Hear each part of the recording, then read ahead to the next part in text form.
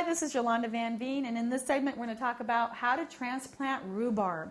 Rhubarb is one of my favorite plants in the world, and it's great in strawberry rhubarb pie, or you can take rhubarb and cook it down with sugar and have it with ice cream. It's so wonderful.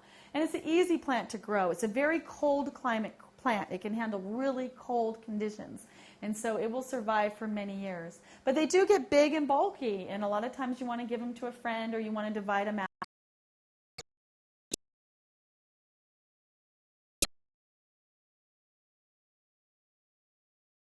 out and you've used what you needed for that year. And then that way it's more on the dormant stage and it won't shock it so much when you transplant it. But saying that, they are one of the toughest plants in the world.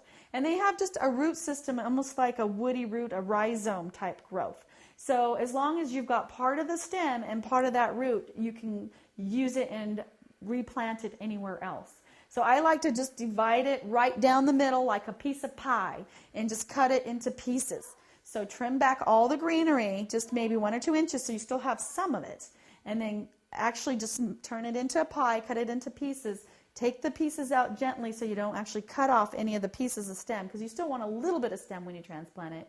And then turn around and put it in a hot, sunny spot where it's going to multiply and grow again for you.